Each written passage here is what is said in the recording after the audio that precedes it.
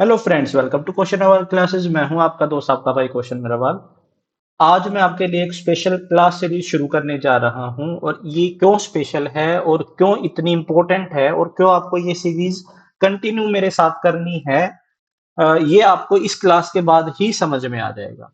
देखो, वोकेबलरी बहुत important part play करती है अगर आपका एक कॉम्पिटिटिव एग्जाम है, चाहे वो किसी भी चीज का है। और आपका कॉम्पिटिटिव एग्जाम नहीं भी है ना, तब भी आपके लिए वोकेबलरी बहुत ज्यादा जरूरी है। आप एसएससी का एग्जाम दे रहे हैं, एचएसएससी दे रहे हैं, आरपीएससी दे रहे हैं, डी ट्रिपल एस भी दे रहे हैं, यूपी का कोई एग्जाम दे रहे हैं, ऑल ओवर इंडिया यूपीएससी आप दे रहे हैं। ऑल ओवर इंडिया आप कोई भी एग्जाम देने वाले हैं और उसमें इंग्लिश लैंग्वेज का या इंग्लिश कॉम्प्रिहेंशन का कोई भी पार्ट आता है, चाहे उसमें वोकेबलरी आए या ना आए, हर केस में इंग्लिश सेक्शन में वोकेबलरी मजबूत होना या इतना लगभग इतनी वोकेबलरी तो आपको आना जरूरी है कि आप सामने लिखा हुआ कॉम्प्रिहेंशन या क्वेश्चन अच्छे से समझ पाए। कई बार हम कहाँ लैग कर जाते हैं कि हमें वर्ड्स के मीनिंग पता नहीं होते, तो हम इंटरप्रेट नहीं कर पाते कि इसको किस तरीके से टैकल करें क्वेश्चन। अब वोकेबलरी बिल्डिंग में अगर हम देखें ना, सबसे बेसिक और सबसे नेसेसरी कि आपको ये किताब तो पढ़नी ही चाहिए। उस किताब को लेकर के मैं ये सीरीज शुरू कर रहा हूं, वर्ड पावर मेड इजी। ये अपने आप में ही पूरा एक वोकेबलरी का एक ग्रंथ है और हर बच्चे को ये पढ़नी चाहिए। हर कोई बच्चा कॉम्पिटिटिव एग्जाम की तैयारी नहीं भी कर रहा है ना, आपका छोटा बच्चा है या भाई आप अगर इंग्लिश लैंग्वेज को अच्छे से बोलना या समझना चाहते हैं, उसके लिए भी ये बहुत ज्यादा इंपॉर्टेंट है। नॉर्मल लुइस की अगर आपने एसएससी या एचएसएससी या किसी भी एग्जाम के लिए तैयारी की है, तो आपने पक्का इस बुक को सुना होगा और पढ़ने की कोशिश की होगी। थोड़ा सा भारी भरकम किताब है, तो बच्चे है ना पूरा नहीं करते, लेकिन अगर आपने ये बुक पूरी कर लेना मेरे साथ, तो आपकी एक अच्छी खासा वर्ड बैंक बन जाएगा। और आप बाकी चीजें करने में और कैसे वोकैबुलरी को टैकल करना है वो सीख जाएंगे। तो डेली मेरे साथ जुड़िए। अल्टरनेट डेज पे ये क्लास होगी, यूट्यूब के ऊपर फ्री ऑफ कॉस्ट की क्लास होगी। ये पूरी की पूरी बुक आप डाउनलोड कर सकते हैं मेरे टेलीग्राम चैनल पे, मैं वहां पे भेज दूंगा। और आज देखते हैं कैसे इस बुक को पढ़ना है और कैसे हम आज हमारा पहला सेशन है, उसको थोड़ा सा आपके सामने मैं लेके आया हूं। आखिरी तक वीडियो देखना, बहुत कुछ सीख के जाओगे। चलिए, और मैं आपको सिर्फ यही बात बोलता हूं, एक लाइक कर दिया करो मेरे भाई। जो मेरे स्टूडेंट हैं जो मुझे फॉलो करना चाहते हैं, एक एक आपका क्या कर दिया करे, एक कमेंट कर दिया करे प्रेजेंट सर का, ये पक्का हो जाना चाहिए। ठीक है, इससे मुझे आपकी प्रेजेंस मिल जाएगी। और एक शेयर कर दें अगर आप ये समझते हैं कि इससे किसी का फायदा हो सके, तो आप एक शेयर कर दें। चलिए, ये सारा का सारा कंटेंट आपका दे रखा है कि कैसे इस बुक को पढ़ना चाहिए, किस तरीके से हम आगे बढ़ेंगे। भाई, कैसे आपको अपनी वोकेबलरी टेस्ट करनी है, उसके बाद सेशंस में क्या होगा, जैसे पर्सनैलिटी से रिलेटेड 3 सेशंस होंगे, डॉक्टर से रिलेटेड 3 सेशन होंगे, प्रैक्टिशनर से रिलेटेड 3 सेशन होंगे। ऐसे हम सेशन वाइज सेशन चलते रहेंगे, और पर्टिकुलरली सेशंस के अंदर आपका पर्टिकुलरली एक टॉपिक हमारा कवर होता रहेगा। जैसे कि फेज 2 में हम पार्ट्स ऑफ स्पीच से रिलेटेड भी चीजें पढ़ेंगे, जैसे कि हम एक्शंस के बारे में पढ़ेंगे। 19 to 23 सेशन तक 4 सेशंस में हम वर्ब के बारे में पढ़ेंगे। तो सारे जो आपके बेसिक कंसेप्ट है ना इंग्लिश के, वो इसके अंदर कवर हो जाएंगे। अब इस बुक को पढ़ना कैसे है, देखो साफ साफ इस बुक पे, बहुत अच्छी बुक है, मैंने पर्सनली ये बुक पढ़ी है। और मैं मान के चलता हूं कि अगर आपको ग्रामर सीखनी है, तो हाई स्कूल ग्रामर जो बुक आती है, वो आपको 100% पढ़नी चाहिए। ऑक्सफोर्ड लर्नर डिक्शनरी 100% आपको पढ़नी चाहिए, और वोकेबलरी के लिए ये वाली बुक आपको 100% पढ़नी चाहिए। ठीक है, तो कैसे पढ़ना चाहिए भाई, वोकेबलरी को पढ़ने का तरीका क्या होता है। देखो, इसका जो मेथड है ना, इस बुक के जो ऑथर है नॉर्मन लुइस, इनका जो मेथड है ना, वो बहुत ही ज्यादा अच्छा है। वो बोलते हैं कि ये आपकी रीडिंग बुक बिल्कुल भी नहीं है। आपको इस बुक के साथ काम करना है, आपको इस पे लिखना है, इसके बारे में बात करनी है, जोर जोर से इनके वर्ड्स को बोल के देखना है।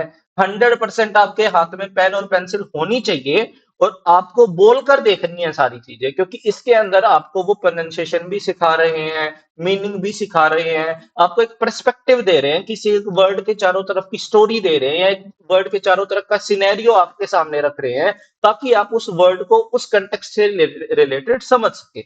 तो बेसिकली आपको क्या करना है, आपको ये बुक या तो खरीद लेनी है, या मैंने जो ग्रुप में भेज रखी है ना उसका प्रिंट आउट आपको ले लेना है, और आपको खुद बिजी होना है इस बुक के साथ, वोकेबलरी पढ़ने के साथ साथ आपको पेन पेंसिल का यूज करना है, वर्ड्स को बोल के देखना है, बार बार रिपीट करना है, और उसके बाद जो आखिरी में सेशन के आखिरी में एक्सरसाइजेज दे रखी हैं, वो सारी की सारी एक्सरसाइज आपको करनी ही करनी है। चलिए आज हम शुरुआत करते हैं अपने पहले सेशन की, और पहला सेशन क्या कहता है और किसके बारे में? Every human being is in one way और अनदर यूनिक। बिल्कुल सही बात है, जो ह्यूमन बीइंग है वो अपने आप में यूनिक है, और सबकी जो पर्सनैलिटी है वो डिटरमाइन की जाती है combination of genetics and environmental factor. बिल्कुल सही बात है कि जो आपकी पर्सनैलिटी है वो या तो जेनेटिक्स यानी कि आपके माँ बाप की वजह से आपकी पर्सनैलिटी हो सकती है, और उसके अलावा आपकी जो पर्सनैलिटी है आपके एनवायरनमेंट के जो फैक्टर्स है उससे उस पे डिपेंड करती है। तो बेसिकली आज हम 10 पर्सनैलिटी टाइप्स पर करने वाले हैं, जो आप बनते हैं, जो आपकी पर्सनैलिटी बनती है, वो बेसिकली आपके कल्चर की वजह से, आपकी ग्रोथ की वजह से, आपकी फैमिली बैकग्राउंड की वजह से, या एनवायरमेंटल इंटरेक्ट की वजह से आप उस पर्सनैलिटी को शो करते हैं। तो कौन कौन सी पर्सनैलिटी के बारे में बात करता है? तो पहले पहले हम पहले पर्सनैलिटी के बारे में बात करते हैं, क्या क्या आइडियाज उन्होंने, नॉर्मन लुइस ने इसके अंदर दे रखे हैं। पहला, मी फर्स्ट, यानी कि जो हमेशा अपने बारे में सबसे पहले सोचता है। उसके बारे में बात करें तो किस वर्ड का यूज किया जाता है? ठीक है, अगर आपका जो एटीट्यूड है लाइफ के लिए सिंपल है, डायरेक्ट है और अबव बोर्ड है। अबव बोर्ड का मतलब होता है ऑनेस्ट। देखो ये जो इंपॉर्टेंट वर्ड है ना, मैं लिखवाता रहूंगा इन वर्ड्स के साथ साथ, इस अकेले इगोइस्ट वर्ड के साथ साथ इसके जो सिनेरियो, हमारा जो सिचुएशन इसने समझा रखी है वो बहुत ही ज्यादा बेहतरीन है, और उनमें भी बहुत सारे वर्ड्स हैं, उनके मीनिंग भी हम साथ साथ देखते चलेंगे। तो अबव बोर्ड ऑनेस्ट यानी कि ईमानदार जो है अपने नजरियों को लेके, जो हर डिसीजन वो लेते हैं, every decision you make is based on answer to one question. जो हर डिसीजन आप लेते हैं वो एक ही क्वेश्चन का आंसर होता है, what is in it for me, मेरे लिए। अगर आप किसी भी सिचुएशन को देखते हैं, आप किसी कार्य को करना चाहते हैं, तो अगर आपके मन में एक ही क्वेश्चन आता है, what's in it for me, मेरे मेरे लिए इसके अंदर क्या है, यानी कि आप सेल्फिशनेस दिखाते हैं, ग्रीड दिखाते हैं, या रूथलेस होते हैं, रूथलेस डिजायर होती है आपकी सेल्फ एडवांसमेंट के लिए, जो दूसरों को हर्ट करती है, यानी कि आप अपने फायदे के लिए दूसरों को हर्ट भी कर सकते हैं, या अपने फायदे के लिए आपको फर्क नहीं पड़ता दूसरा आपके बारे में क्या सोचता है। अगर आप अपना फायदा देखते हैं हर चीज के अंदर, तो वो इंसान कैसा कहलाएगा? इगोइस्ट कहलाएगा। और उसका एग्जाम्पल इन्होंने दिया है, कोई इंसान कह रहा है there is a tough word पैल, वो पैल को संबोधित करते हुए कह रहा है ये बहुत ही बड़ा ही निर्दयी समाज है। डॉग ईट डॉग, यानी कि एक स्पीसीज उसी स्पीसीज को खा रही है, and all that I for one am not going to be left behind, और मैं ऐसे समाज में पीछे रहने वाला नहीं हूं, मैं सिर्फ अपने बारे में ही सोचूंगा। तो ऐसा इंसान जो सिर्फ अपने बारे में सोचता है, one who always thinks about himself, is egoist. ठीक है, next, the height of conceit. The height of conceit, अब देखो ये जो कंसेट वर्ड है इसका मतलब होता है नार्सिसिज्म। अब नार्सिसिज्म का मतलब क्या होगा सर? नार्सिसिज्म भी आपने एक अच्छा वर्ड बताया। ठीक है, नार्सिसिज्म का मतलब क्या होता है? जो अपने आप की ही बड़ाई करता है, या अपने आप पे ही बहुत ज्यादा प्राइड रखता है, यानी कि excessive pride in one self. अगर हम अपने आप में ही सबसे ज्यादा प्राइड रखते हैं, तो वैसा इंसान क्या कहलाएगा? इगोटिस्ट। अब इन्होंने क्या सिनेरियो दिया है? Now let's see, have you heard about all money I am making. इस तरह के इंसान जो हमेशा ये बात करते हैं, देखो मैं कितना पैसा कमा रहा हूं, did I tell you about my latest enormous conquest, क्या आपने मैंने अभी अभी उसको हराया है, या किस तरीके से मैं जीता हूं, इस तरह की जो बातें करते हैं। Let me give you my opinion, चलो मैं तुम्हें सलाह देता हूं, यानी कि हर बात में वो अपने को लेकर आते हैं। ऐसे इंसान जो होते हैं, ठीक है, वो इंसान कैसे होते हैं? इगोटिस्ट, यानी कि जिनको अपने बारे में ही बातें करनी है, अपनी सलाह देनी है, अपने विचार रखने हैं, अपनी ही बातें जो सोचते हैं, वो इंसान कैसे होते हैं? इगोटिस्ट होते हैं, ठीक है। तो ऐसे इंसान जो बोस्टफुल होते हैं, बोस्टफुल यानी कि जो बहुत ही ज्यादा है ना, डींगे मारते हैं, डींगे मारने वाले जो इंसान होते हैं, और ज्यादातर वो ऑब्नॉक्शियस हो जाते हैं। अब और ऑब्नॉक्शियस क्या मतलब क्या होगा? ऑब्नॉक्शियस का मतलब होता है अनप्लीजेंट, और ऑब्नॉक्शियस का मतलब क्या होगा? अनप्लीजेंट, यानी कि वो अपने बारे में इतनी बड़ाई करते हैं, इतना बोस्ट करते हैं, इतना ब्रैग करते हैं कि वो थोड़ा ऑब्नॉक्शियस यानी कि अनप्लीजेंट हो जाता है, सहनीय नहीं होता है। तो यानी कि अगर आप अपने बारे में ही बात करते हो, मोनोटोनस हो जाते हो, मोनोटोनस यानी कि रिपीटेटिव हो जाते हो, बार बार एक ही बात दोहराते हो, या अपने बारे में ही बातें करते हो, तो वो क्या हो जाएगा? आपका इगोटिस्ट हो जाएगा। अब यहाँ पे देखो, स्पेलिंग में सिर्फ टी का फर्क है। इगोइस्ट अपने बारे में सोचने वाला इंसान सिर्फ, ठीक है, जो अपने बारे में सेल्फिश जो इंसान होता है। तो अगर हम इसका सिनोनिम देखें ना, तो सेल्फिश हो जाएगा।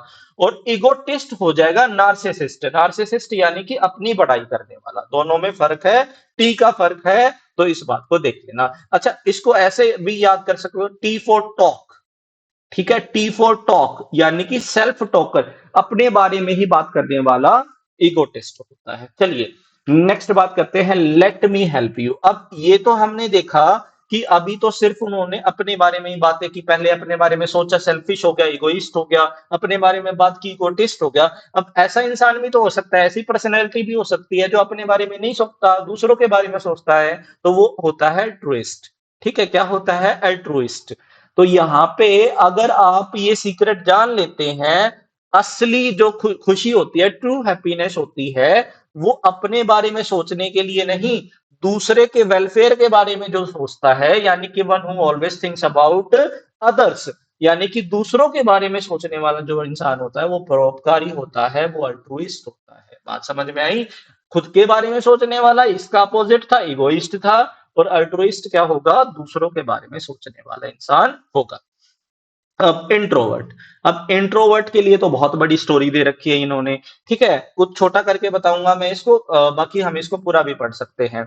देखो, like a biochemist studying a colony of bacteria under the microscope, you minutely. अब सबसे पहले, माइन्यूट का मतलब होता है वेरी स्मॉल या एवरी स्मॉल। माइन्यूट का मतलब होता है स्मॉल या टाइनी, ठीक है, छोटी छोटी डिटेल्स जो एग्जामिन करते हैं, और आप थॉट रखते हैं या फीलिंग रखते हैं, ये सोचते हुए।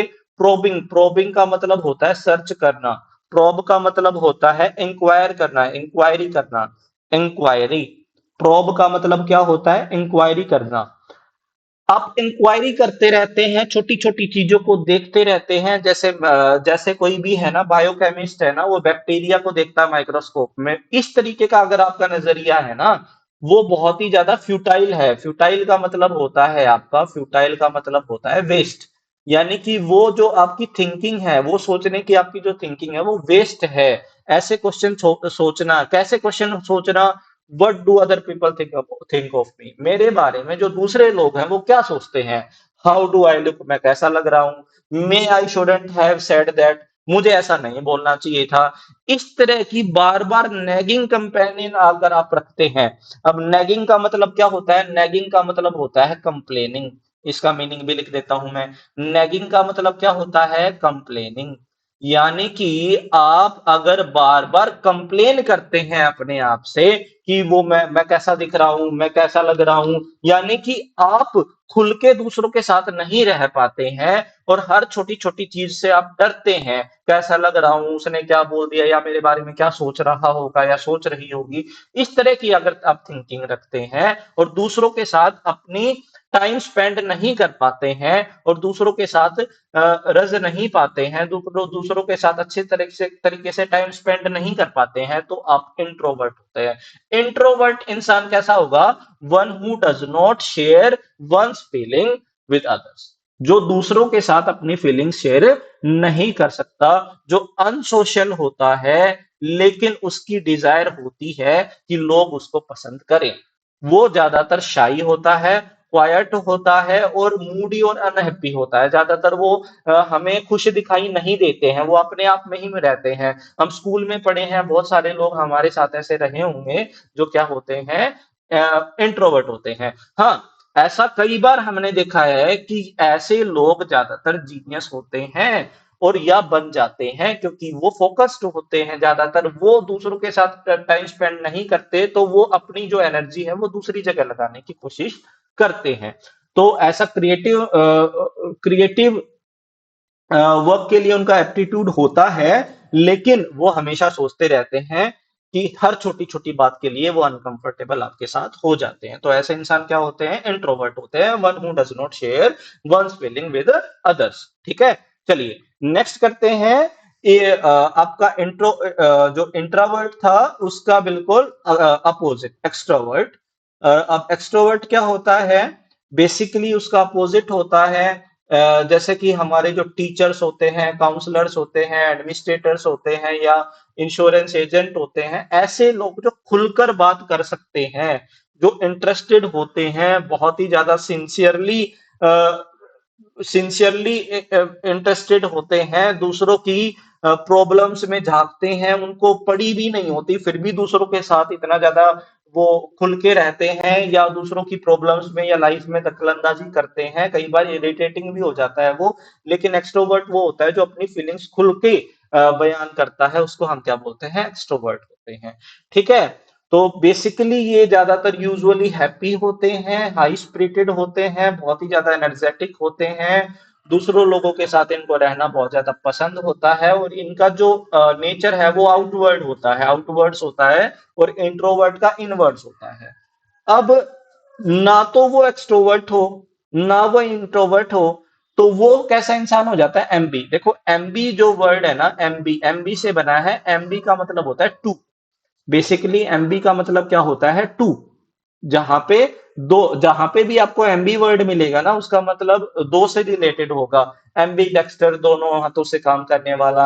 एमबी वर्ट, दोनों इंट्रोवर्ट और एक्सट्रोवर्ट। एम्फीबियन, जमीन पे भी रहने वाला, पानी में भी रहने वाला। तो ऐसे इंसान जहां पे एमबी वर्ड आ जाता है ना, वहां पे टू से रिलेटेड होता है। ठीक है, एम्बिग्यूअस यानी कि जिसके दो मीनिंग्स हो, यानी कि कुछ स्पष्ट ना हो। तो एमबी से जब भी आ जाए तो वहां पे बहुत या टू का सेंस हमें लगता है, यानी कि दोनों दोनों इंट्रोवर्ट और एक्सट्रोवर्ट ओकेशन को देख के ये क्या है, रिएक्ट करते हैं। जहां पे इंट्रोवर्ट हो जाना होता है वहां पे इंट्रोवर्ट हो जाते हैं, नहीं तो वो एक्सट्रोवर्ट हो जाते हैं। ठीक है, चलिए आगे चलते हैं। मिस एंथ्रोप। मिस एंथ्रोप क्या होते हैं? बेसिकली कुछ वर्ड्स इनमें दे रखे हैं। सिनिकल। अब ये सिनिकल वर्ड क्या होगा? ये सिनिकल वर्ड जो होते हैं, ये सिनिकल व्यक्ति जो होते हैं, जो हर चीज में कमी देखते हैं, यानी कि ये डिस्ट्रस्टफुल होते हैं। डिस्ट्रस्टफुल डिस्ट्रस्टफुल होते हैं टूवर्ड्स, डिस्ट्रस्टफुल ऑफ ह्यूमंस या ह्यूमैनिटी। ये सोचते हैं कि किसी के अंदर ह्यूमैनिटी है ही नहीं, यानी कि कोई भी अच्छा है ही नहीं, कोई किसी के लिए अच्छा कर ही नहीं सकते, सब सेल्फिश है इस दुनिया में। ऐसा सोचने वाले इंसान के जो होते हैं वो सिनिकल होते हैं। और एम्बिटर्ड, यानी देखो यहाँ पे बिटर वर्ड को थोड़ा फोकस किया गया है। तो बिटर वर्ड क्या होता है? कड़वा होता है। तो एम्बिटर्ड जो होता है ये रिसेंटफुल होते हैं। रिसेंटफुल के लिए अगर मैं सिंपल वर्ड लेके आऊं तो ऐसे इंसान जो क्या होंगे? एंग्री होंगे। ठीक है, बहुत ही ज्यादा गुस्सा करते हैं, दूसरों पर हर बात पे चिढ़ जाते हैं, वो कभी भी है ना, मतलब शांत नहीं रहते, वो हमेशा है ना चिड़े चिड़े रहते हैं। या सस्पिशियस होते हैं। सस्पिशियस जिनको हमेशा क्या होता है? शक होता है। ऐसे इंसान जो दूसरों में कमियां देखते हैं, दूसरों पे गुस्सा करते हैं, दूसरों पे शक करते हैं, हर आदमी पे, कोई भी इंसान उनको पसंद आता नहीं है, ऐसे इंसान को हम क्या बोलते हैं? मिसएंथ्रोप बोलते हैं। ठीक है, मिसएंथ्रोप यानी कि मिस यानी कि हेट। ठीक है, हेट। और एंथ्रोप, एंथ्रोप यानी कि मैनकाइंड। एंथ्रोप यानी कि मैनकाइंड, मैनकाइंड की बात करूं या मैं बोल सकता हूं ह्यूमन। तो मिसएंथ्रोप यानी कि क्या हो जाएगा, हेटर ऑफ मैनकाइंड, क्या हो जाएगा, हेटर ऑफ मैनकाइंड। ठीक है, यानी कि किससे नफरत करने वाला, आपका इंसानों से, ह्यूमंस से नफरत करने वाला, या किसी को पसंद नहीं आता है जो भी, उसको हम क्या बोलते हैं, मिसएंथ्रोप। अच्छा, क्रुप्टनेस क्या होती है, ये करप्टनेस होती है, या हाँ करप्टनेस होती है। ठीक है, जो करप्टनेस होती है ना, किसी भी चीज को ना मानना या गलत करना। ठीक है, women are not am good, यहाँ पे औरतें बिल्कुल भी अच्छा नहीं है, ऐसा सोचने वाले जो इंसान होंगे ना, वो होगा मिजोगाइनिस्ट, मिजोजाइनिस्ट। ठीक है, मिजोजाइनिस्ट। अब यहाँ पे देखो, ये जो गाइन वर्ड है, इस गाइन वर्ड का मतलब क्या होता है, विमेन होता है। ठीक है, वुमेन होता है। और मिस का मतलब मैंने हेट बता दिया, ईस्ट यानी कि डूअर, करने वाले। तो यहाँ पे वन हु हेट्स विमेन क्या क्या हो जाएगा, मिसोजाइनिस्ट हो जाएगा। यानी कि ऐसा कई बार होता है लोगों को, समटाइम्स ऐसा पास्ट में हुआ होता है, जो बहुत ही ज्यादा हर्ट होते हैं, वुंडेड होते हैं किसी भी एक औरत के द्वारा। हो सकता है किसी की मदर अच्छी ना हो, या कोई मदर फिगर अच्छी ना हो, या स्कूल में कोई जो लेडी टीचर होती हैं वो अच्छी ना हो, या आपका किसी भी वजह से कोई ऐसा इंसिडेंस हुआ हो लाइफ में जिसकी वजह से जो मदर फिगर है या फीमेल फिगर है, उन्होंने उनके साथ कुछ गलत किया हो, तो वो अपने डिफेंस में एक ऐसी पर्सनैलिटी बना लेते हैं कि उनको कोई भी औरत अच्छी नहीं लगती है। अच्छा, अगर ऐसा अगर हमें हेट करनी है तो मिस वर्ड लगाएंगे। ठीक है, और अगर हमें मेल से हेट करनी है, जैसे हमने अगर मैनकाइंड से किया था तो हमने वर्ड लगाया था एंथ्रोप। ठीक है, और अगर हमने फीमेल से करनी है तो वर्ड लगाया था गाइन। तो हम मेल को क्यों छोड़े, मेल को भी बता देता हूं मैं। अगर हमें मेल से आपको हेट करनी है तो उसके लिए वर्ड यूज होता है एंड्रोज। तो एंड्रोज, ठीक है, एंड्रोज। ठीक है, तो mis plus andry, andr plus ist, misandrist. ठीक है, मिस एंड्रिस्ट क्या हो जाएगा आपका, हेटर ऑफ मेल हो जाएगा, इसी तरीके से जैसे फीमेल हुआ है। नेक्स्ट बात करते हैं, बड़ा इंटरेस्टिंग आ गया है, मीजोगैमिस्ट। अब मीजोगैमिस्ट क्या हो गया, देखो मिस तो हो गया हेट, और गैम वर्ड का मतलब होता है मैरिज। अब मैरिज के लिए इन्होंने है ना बहुत ही ज्यादा है ना फनी, और मतलब बहुत ही ज्यादा सही एक्सप्लेनेशन दे रखा है। Marriage is an institution and who wants to live in an institution. कि मैरिज मैरिज तो एक इंस्टीट्यूशन है, और इंस्टीट्यूशन है, और इंस्टीट्यूशन में रहना कौन चाहता है, यानी कि कोई नहीं चाहता बंद के रहना। इंस्टीट्यूशन में क्या होता है, हमें रूल्स और रेगुलेशंस को फॉलो करना होता है, हमें फ्रीडम नहीं होती, हम अपने हिसाब से चल नहीं सकते। ठीक है, you will not make the ultimate legal commitment, आप है ना कभी भी लीगल कमिटमेंट नहीं करना चाहेंगे। Member of opposite sex are great lovers, जो मेंबर अपोजिट सेक्स के यानी कि मेल और फीमेल जो होते हैं वो ग्रेट लवर्स हो सकते हैं, रूममेट्स हो सकते हैं, अपार्टमेंट या हाउस शेयरर्स हो सकते हैं। ठीक है, लेकिन कब तक हो सकते हैं ये अच्छे, जब तक वो लॉफुल वेडिड स्पाउस ना हो।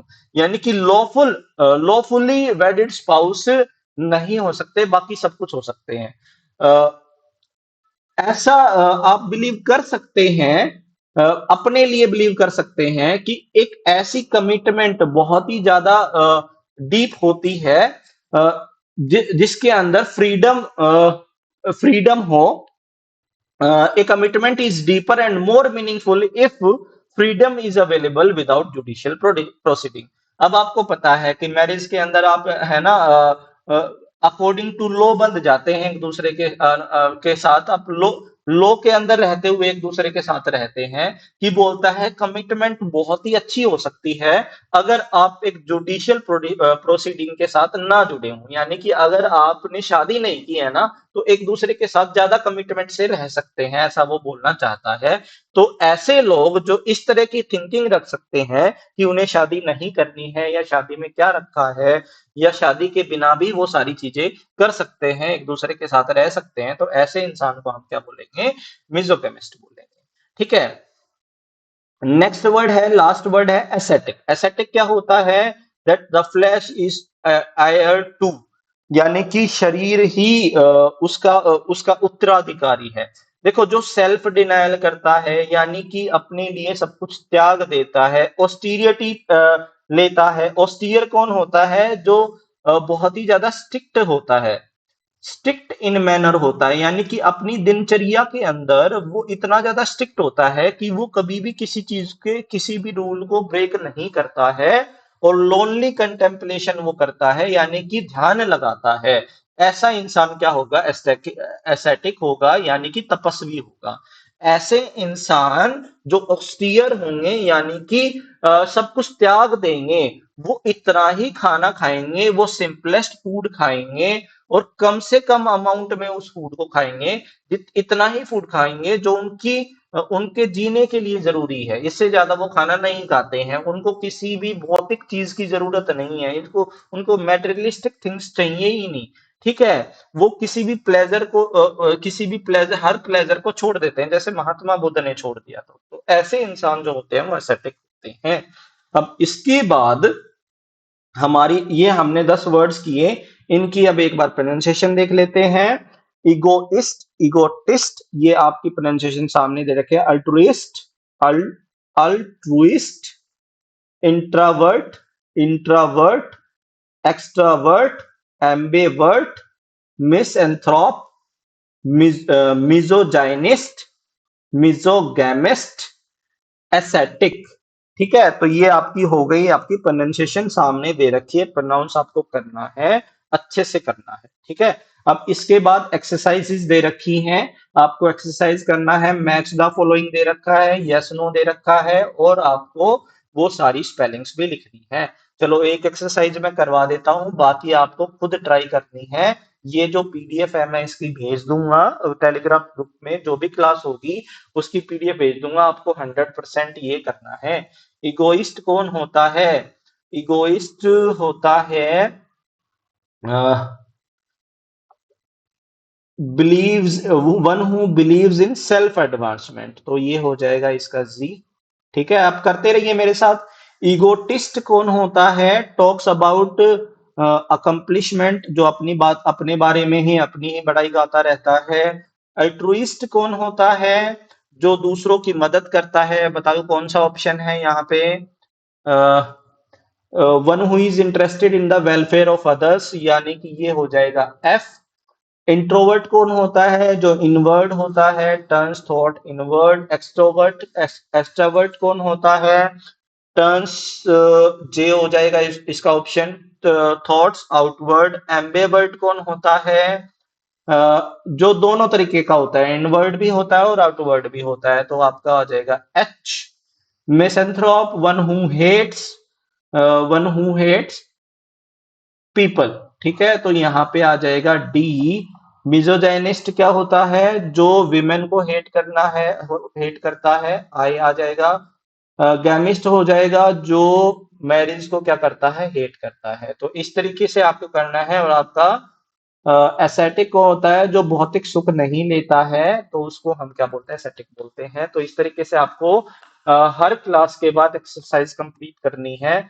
स्क्रीनशॉट ले लीजिए या टेलीग्राम ग्रुप से भी आपको मिल जाएगा ये। ठीक है, तो आज के लिए इतना ही। ये वाला क्वेश्चन भी करना है और ये वाला भी खुद से करके देखना है। पेन पेंसिल का यूज करना है डेली। हम ये अल्टरनेट डेज पे हम ये क्लास करेंगे। और एक सीरीज और आपके लिए लेके आएंगे, ऑक्सफोर्ड लर्नर डिक्शनरी, मैं पूरी आपको इसी यूट्यूब चैनल के ऊपर करवाऊंगा। और जो ईएमआरएस के स्टूडेंट हैं उनके लिए कुछ क्लासेस यूट्यूब पे आएंगे, कुछ बैच के अंदर आएंगी। अगर सिर्फ आप टेस्ट सीरीज देना चाहते हैं ईएमआरएस की, तो वो भी आपकी क्वेश्चन नरवाल क्लासेस ऐप पे अवेलेबल है। विद इन 1 और 2 डेज वो पूरा शेड्यूल आपको मैं दे दूंगा। ठीक है, चलिए आज के लिए इतना ही। अगर आपको क्लास पसंद आई है तो आप मेरे भाई शेयर पक्का करना उन बच्चों के साथ जिनको इसकी जरूरत है। Thank you very much, have a nice day and take care, bye.